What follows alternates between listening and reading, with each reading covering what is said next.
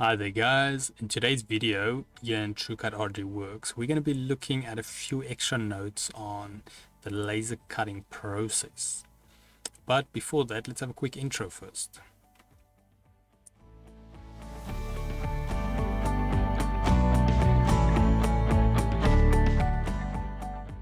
So today's video can be found on softwaretraining.co.za. We make short and easy to watch problem solving videos, and we also have daily updates. Otherwise, back in the program here. Now, just a quick reminder, this is a mini-series on the laser cutting process, and I will leave relevant links in the description so you guys can follow along. Now, this is probably going to be the last video on the mini-series, so thank you guys for joining. And then, yeah, this is just a few closing notes you can say on the actual process, which you can look into if and when these things occur.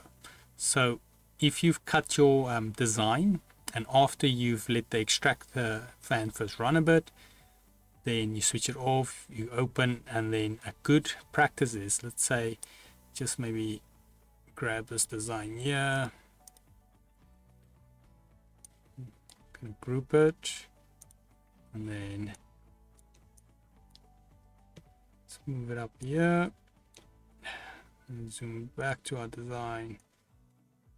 Now, a good practice is, once you are done with your cutting, you first tap on your design a bit to make sure everything is loose. So before you just take it out or move it, you kind of can place it even one hand on it, hold securely, and tap on everything to make sure it is loose.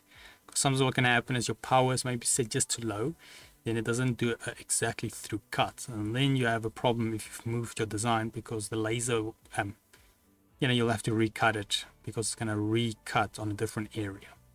So that is a good practice. You tap it, and if it is not loose, then what you do is you can run the same process again, make sure your health and safety in that, and then but just setting your powers a little bit lower. So that way it's the same process, but then it just cuts through. That is something to keep in mind. But ideally, if you've done your prototype first with a little square and the square inside for engraving, you should not have to do this, but you still run into that problem at times. So that is something to keep in mind. And then just make sure also then you follow all, like I mentioned, all your health and safety procedures again if you're going to do that. And now when it comes to the chiller, compressor, and extractor fan, you can pretty much keep the chiller on if you're going to be still working more that day. But if you are done, then you can always switch these off. The extractor fan doesn't, and the extractor fan and the compressor doesn't need to stay on if you're busy loading another design and stuff like that. But you can easily keep the chiller on. But like I said, so that's just a side note. If you're done for the day, you can switch all three of these off.